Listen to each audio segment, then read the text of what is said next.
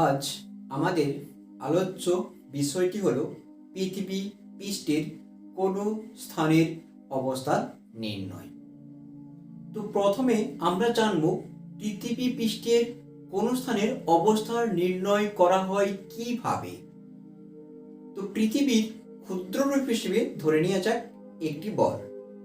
বলের যে কোনো একটি অংশে আমরা যদি বিন্দু বস করাই, এবারে যদি তোমাদেরকে আমি কোশ্চেন করি, বলো তো এই বিন্দুটি বলের কোন দিকে অবস্থান করে, তোমরা কেউ বলবে উত্তর দিক, কেউ বলবে দক্ষিণ দিক, কেউ বলবে পূর্ব দিক, কেউ বলবে পশ্চিম দিক। কিন্তু এটা তোমরা কার সাপেক্ষে বলবে? নিশ্চিত তার কোনো উত্তর নেই।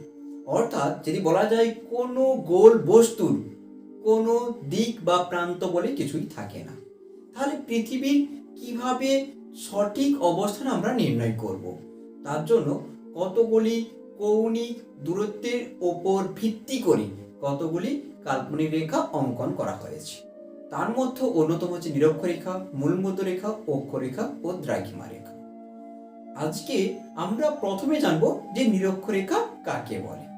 নিরক্ষরেখা কাকে বলে বললে কি বলবো, তার সংজ্ঞা কি হবে? পৃথিবীর উত্তর মেরু ও দক্ষিণ মেরুর সমদূরত্বে পৃথিবীর ঠিক মাঝখানে, পৃথিবীর ঠিক মাঝ বরাবর পূর্ব থেকে পশ্চিমে বিস্তৃত পূর্ণ বৃত্তাকার কাল্পনিক রেখাটিকেই বলা হয় নিরক্ষর রেখা। তোমরা একটু মন দিয়ে শুনবে, আমি এই সংজ্ঞাটিকে কতগুলি ছোট ছোট কোশ্চেনের উপর ভিত্তি করে এটা আলোচনা করব। প্রথমে কোশ্চেন হলো কোন কোন মেরু? তাহলে পৃথিবীর উত্তর মেরু ও দক্ষিণ মেরু সমদূরত্বে পৃথিবীর ঠিক কোথায় না মাঝখানে। কোন দিকে বিস্তার করেছে? পূর্ব থেকে পশ্চিমে বিস্তৃত। রেখাটি কিরকম? পূর্ণ বৃত্তাকার। তাকে কি বলে? তাকে নিরক্ষরেখা বলে। তাহলে উত্তর মেরু দক্ষিণ মেরু সমদূরত্বে পৃথিবীর ঠিক মাঝখানে পূর্ব থেকে পশ্চিমে বিস্তৃত পূর্ণ বৃত্তাকার কাল্পনিক রেখাকে নিরক্ষরেখা বলে। নিরক্ষরেখার বৈশিষ্ট্য, 1 নম্বর বৈশিষ্ট্য হচ্ছে মান। নিরক্ষরেখার মান 0 ডিগ্রি। 2 নম্বর বৈশিষ্ট্য কি না বিস্তার। নিরক্ষরেখা পূর্ব থেকে পশ্চিমে বিস্তৃত। 3 নম্বর পয়েন্ট কি না আকার। নিরক্ষরেখার আকার পূর্ণ বৃত্তাকার। 4 নম্বর পয়েন্ট কি না গণনা। নিরক্ষরেখা থেকে উভয় দিকে তার অক্ষরেখাগুলি নির্ণয় করা হয়ে থাকে। তারপরে আসবো গোলার্ধ। নিরক্ষরেখা 2টি গোলার্ধ নির্ণয় করে, একটি হচ্ছে উত্তর গোলার্ধ, অপরটি হচ্ছে দক্ষিণ গোলার্ধ। এরপরে আসবো আমরা মূলমধ্যরেখা কাকে বলে। মূলমধ্যরেখা কাকে বলে না লন্ডনের গ্রিনিচ শহরের মানমন্দিরের উপর দিকে উত্তর থেকে দক্ষিণে বিস্তৃত অর্ধবৃত্তাকার কাল্পনিক রেখাটিকেই বলা হয়ে থাকে মূলমধ্য রেখা। তাহলে এখানেও যদি কিছু কিছু কোশ্চেন করি, তাহলে লন্ডনের গ্রিনিচ শহরের মানমন্দিরের ওপর দিকে কোন দিক থেকে কোন দিকে না উত্তর থেকে দক্ষিণ দিকে রেখাটি কেমন? অর্ধবৃত্তাকার। তাকে কি বলে? তাকে মূলমধ্যরেখা বলে। তাহলে মূলমধ্যরেখা তাহলে কি বলছে? লন্ডনের গ্রিনিচ শহরের মানমন্দিরের উপর থেকে উত্তর থেকে দক্ষিণে বিস্তৃত অর্ধবৃত্তাকার কাল্পনিক রেখাটিকেই বলা হয়ে থাকে মূলমধ্যরেখা। মূলমধ্যরেখার বৈশিষ্ট্য, তাহলে প্রথমে আসবে 1 নাম্বার মান। মূলমধ্যরেখার মান 0 ডিগ্রি। 2 নাম্বার বিস্তার। মূলমধ্যরেখাটি উত্তর থেকে দক্ষিণে বিস্তৃত। 3 নাম্বার পয়েন্ট আকার। মূলমধ্যরেখার আকার অর্ধবৃত্তাকার। তারপরে আসবে গণনা, অর্থাৎ মূলমধ্যরেখার সাপেক্ষে দ্রাঘিমা রেখা নির্ণয় করা হয়ে থাকে। 5 নাম্বার আসবে গোলার্ধ নির্ণয়। মূলমধ্যরেখার সাহায্যে পূর্ব গোলার্ধ এবং পশ্চিম গোলার্ধ নির্ণয় করা হয়ে থাকে। পরবর্তী কোশ্চেন হলো যে নিরক্ষরেখা এবং মূলমধ্যরেখার মধ্যে পার্থক্য। আমরা পূর্বের যে আলোচনা করেছি সেই বৈশিষ্ট্যগুলি থেকে আমরা অতি সহজেই পার্থক্য তৈরি করতে পারি। যেমন প্রথমত মানটি বাদ দিলে, কারণ যেহেতু নিরক্ষরেখার মান 0 ডিগ্রি, মূলমধ্যরেখার মানও 0 ডিগ্রি, তার এর ক্ষেত্রে কোনো পার্থক্য হয় না। ওই মানটি বাদ দিলেই পরবর্তী বৈশিষ্ট্যগুলো আমরা যদি সিরিয়াল ভাবে সাজিয়ে নেই, তাহলে কিন্তু আমরা পার্থক্য করতে পারি। যেমন বিস্তার। এই নিরক্ষরেখা পূর্ব থেকে পশ্চিমে বিস্তৃত, মূলমধ্যরেখা সাধারণত উত্তর থেকে দক্ষিণে বিস্তৃত। আকার নিরক্ষরেখা পূর্ণবৃত্তাকার, মূলমধ্যরেখা অর্ধবৃত্তাকার। গণনা নিরক্ষরেখার সাপেক্ষে অক্ষরেখা নির্ণয় করা হয়, আর মূলমধ্যরেখার সাপেক্ষে দ্রাঘিমারেখা নির্ণয় করা হয়ে থাকে। গোলার্ধ নিরক্ষরেখা উত্তর গোলার্ধ ও দক্ষিণ গোলার্ধ নির্ণয় করে, আর মূলমধ্যরেখার তাহলে কিছু পূর্ব গোলার্ধ পশ্চিম গোলার্ধ সহায়তা করে। তাহলে আমরা যদি বৈশিষ্ট্যটা ঠিকভাবে রেডি করতে পারি, তাহলে পার্থক্য রেডি করতে আমাদের বিশেষ কিছু অসুবিধা হবে না। এরপরে আমরা আলোচনা করব নিরক্ষরেখার গুরুত্ব এবং মূলমধ্যরেখার গুরুত্ব। প্রথমে আসবো নিরক্ষরেখার গুরুত্ব। গোলার্ধ নির্ণয়। প্রথমটা হচ্ছে গোলার্ধ নির্ণয়। নিরক্ষরেখার উভয় দিকে, অর্থাৎ নিরক্ষরেখা এইটি, তাহলে নিরক্ষরেখার উপর দিক অর্থাৎ উত্তর দিকটি উত্তর গোলার্ধ, নিরক্ষরেখার দক্ষিণ দিক এটি হচ্ছে দক্ষিণ দিকটি দক্ষিণ গোলার্ধ। তাহলে নিরক্ষরেখা গোলার্ধ নির্ণয় করতে সহায়তা করে। নিরক্ষরেখার সাহায্যে দ্বিতীয় নাম্বারটি হচ্ছে অক্ষাংশ নির্ণয়। নিরক্ষরেখার সাহায্যে পৃথিবীর কোনো প্রান্তের কোনো অংশের অক্ষাংশ নির্ণয় করা সম্ভব। দ্বিতীয় নাম্বার হলো মূলমধ্যরেখার গুরুত্ব। মূলমধ্যরেখার প্রথমত গুরুত্ব হচ্ছে গোলার্ধ নির্ণয়। মূলমধ্যরেখার পূর্ব দিকটি পূর্ব গোলার্ধ এবং পশ্চিম দিকটি পশ্চিম গোলার্ধ। তারপরে হচ্ছে দ্রাঘিমাংশ নির্ণয়। মূলমধ্যরেখার সাপেক্ষে উভয় দিকে কোন স্থানে দ্রাঘিমাংশ নির্ণয় করা সম্ভব এবং প্রমাণ সময়। মূলমধ্যরেখার স্থানীয় সময়কে প্রমাণ সময় হিসেবে ধরা হয়ে থাকে।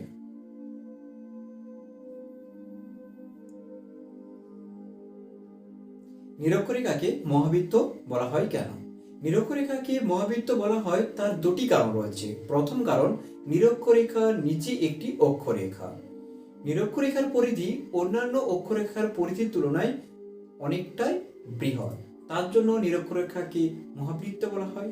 অপর কারণটি হলো নিরক্ষরেখা পৃথিবীর কেন্দ্র আর এই মহাবৃত্তের কেন্দ্র একই বিন্দুতে অবস্থান করার জন্য নিরক্ষরেখাকে মহাবৃত্ত বলা হয়ে থাকে। এর পরবর্তী কোশ্চেন হলো নিরক্ষরেখাকে বিষুবহ রেখা বলা হয় কেন? নিরক্ষরেখার অপর নাম বিষুবহ রেখা হওয়ার কারণ, বিষুবহ শব্দের অর্থ হলো সমান দিন রাত্রি। বিষুবহ শব্দের অর্থ হচ্ছে সমান, অর্থাৎ নিরক্ষরেখার ওপর সূর্যরশ্মি লম্বাভাবে কিরণ দেওয়ার ফলে ওখানকার 12 ঘন্টা দিন 12 ঘন্টা রাত্রি হয়, অর্থাৎ সমান দিন রাত্রি হওয়ার জন্য নিরক্ষরেখাকে বিষুবহ রেখা বলা হয়ে থাকে।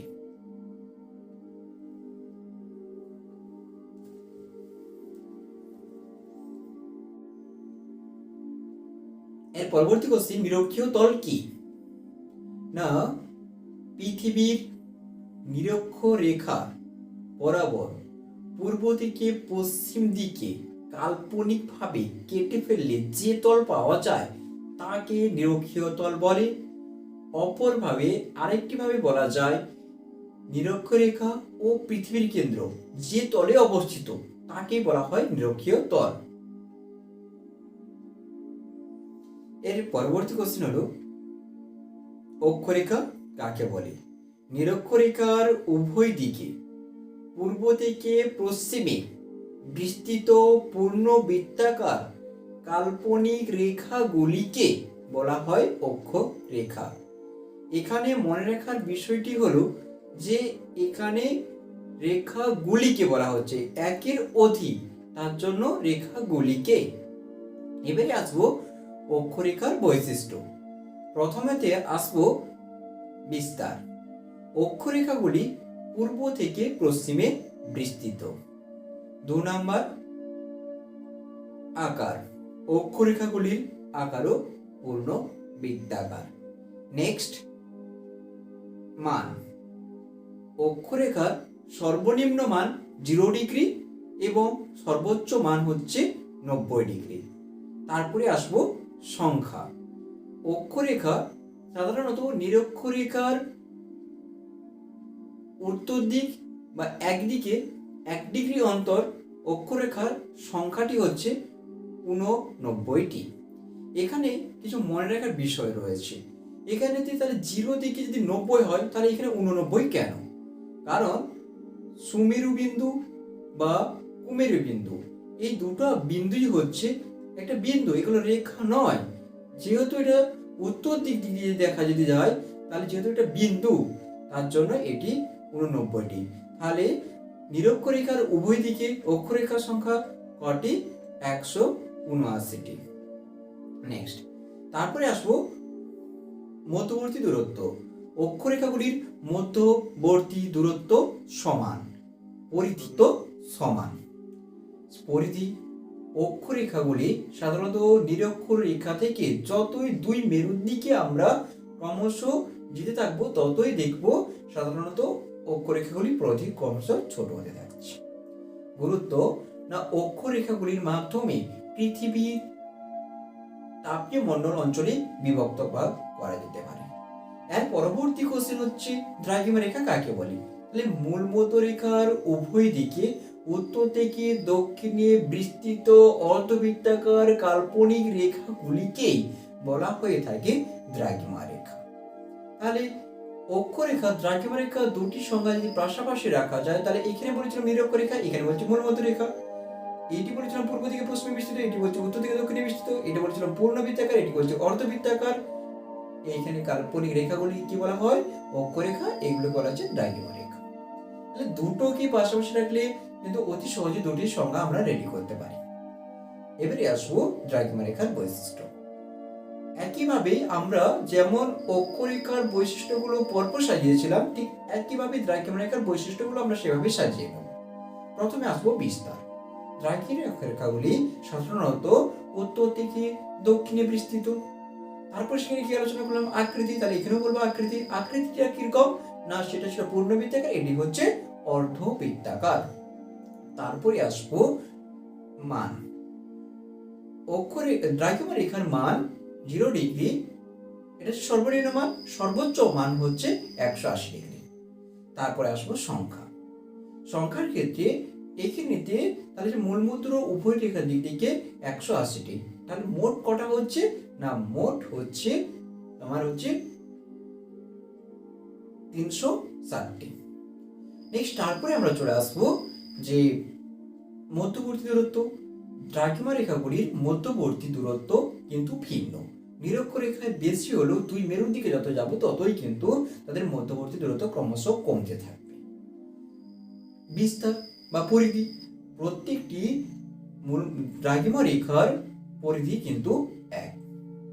এর গুরুত্ব কি? না এর গুরুত্ব হচ্ছে এর মাধ্যমে আমরা সাধারণত কোনো একটি স্থানের স্থানীয় সময় নির্ণয় করতে পারি।